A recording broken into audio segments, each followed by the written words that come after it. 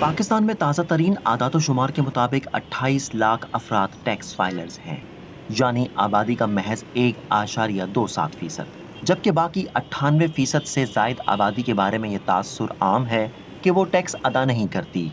लेकिन जब आम शहरियों से पूछा जाए कि क्या वो टैक्स देते हैं, तो जवाब कुछ यूं मिलता है। हर चीज़ पर टैक्स ऑटोमेटिकली देना पड़ता है। अगर कोई कहीं से परचेजिंग करता है तो उस पर सेल टैक्स लगता है, आपने फ्यूल डलवाया उस पर टैक्स लगता है, इलेक्ट्रिसिटी का बिल बंदा पे करता है उस पर टैक्स लगता है, तो टैक्स तो हर कोई दे रहा है। लोग अगर कोई चीज़ नहीं भी यूज़ करें तब भी हमें टैक्स पे करना पड़ता है, लेकिन हमें ये समझ नहीं आती कि हमारा टैक्स आखिर लग कहाँ रहा है। जितने भी अमीर हैं, उमरा हैं, उनसे आज तक गवर्नमेंट ने कभी टैक्स की ना बात की है। चाहे आप ज़राअत के शोबे में देख लें, ये जितने बड़े बड़े फ्यूडल लॉर्ड्स हैं, लैंडलॉर्ड्स हैं, बेसिकली अगर वो टैक्स देना शुरू कर देंगे तो उनके जो चल रहे हैं तमाम सियासतदान, ये तो तबाह बर्बाद हो जाएंगे। दुनिया भर की तरह पाकिस्तान में भी दो इकसाम के टैक्स जमा होते हैं। एक वो जो अफराद, इदारे और कंपनियां अपनी आमदन पर बराह रास्त हुकूमत को देते हैं, जबकि दूसरा वो जो बिल वास्ता या इनडायरेक्ट तरीके से हुकूमत जमा करती है।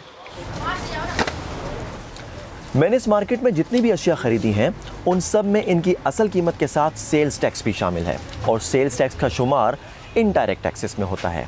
हुकूमत का इन्हिसार इनडायरेक्ट टैक्सेस पर इसलिए ज़्यादा है क्योंकि पाकिस्तान में डायरेक्ट टैक्सेस देने वालों की शरह इंतहाई कम है। इनडायरेक्ट टैक्स में सेल्स टैक्स के अलावा कई टैक्सेस और ड्यूटीज शामिल हैं जो विफाक और सूबाई इदारों के अलावा मकामी हुकूमतें वसूल करती हैं। इन्हें गरीब या अमीर सभी को यकसा तौर पर अदा करना होता है। टैक्स माहिर और 2014 में कायम किए गए टैक्स इस्लाहात कमीशन के रुकन अशफाक तोला का कहना है कि बराह रास्त टैक्सों की वसूली बढ़ाकर इनडायरेक्ट टैक्सों का बोझ कम किया जा सकता है। मगर सवाल यह है कि बराह रास्त टैक्सों की वसूली कम है ही क्यों? कि हम दायरे कार को वसी नहीं कर पा रहे, और अगर हम जिस दिन वसी कर पाएंगे, हम अपने डॉक्यूमेंटेशन को पूरा कर लें और उसके हिसाब से अगर हम टैक्स लेवी करना शुरू करेंगे तो मेरा ख्याल है ये दायरा बढ़ जाएगा, हमारी टैक्स कलेक्शन भी बढ़ेगी। टैक्स उमूर के माहिरीन का कहना है कि मजमूई कौमी आमदनी यानी GDP में ज़राअत का हिस्सा 20% और सनती शोबे का भी 20% के करीब है, लेकिन इन दोनों शोबों का टैक्स में अदायगी का हिस्सा बमुश्किल 1.5% बनता है।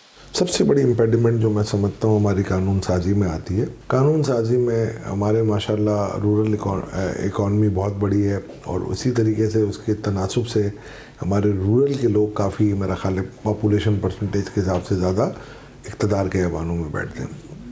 उनकी वजह से कानून साजी में हमें काफ़ी तकलीफ़ होती है। दूसरी तरफ जब हम ताजिर बरादरी की तरफ आते हैं तो एक शटर पावर है। वो शटर पावर जब भी आप कोई इस किस्म की कोई रिफॉर्म्स लेके आते हैं तो उनके अपने एतराज़ात होते हैं, उनके अपने मसाइल होते हैं। फेडरल बोर्ड ऑफ रेवेन्यू का कहना है कि इसने गुज़िश्ता माली साल के दौरान 4,721 अरब रुपए का टैक्स वसूल किया, जो हदफ से 30 अरब ज्यादा रहा। लेकिन ये कौमी आमदन यानी GDP का महज 9.6% के लगभग रहा, जबकि रवां साल इन वसूलियों का हदफ 5,829 अरब रुपए रखा गया है। FATF के एक्शन प्लान पर अमल दरामद की सूरत में गैर रस्मी मईशत को कानूनी ढांचे में लाने का अमल शुरू तो हुआ है, मगर माहिरीन के ख्याल में ये अमल अभी सुस्त रवि का शिकार है। दूसरी जानिब हुकूमत का कहना है कि वो टैक्स नेट बढ़ाने और निज़ाम को सहल बनाने के लिए काम कर रही है। Mohammad Saqib, voice of America, Karachi.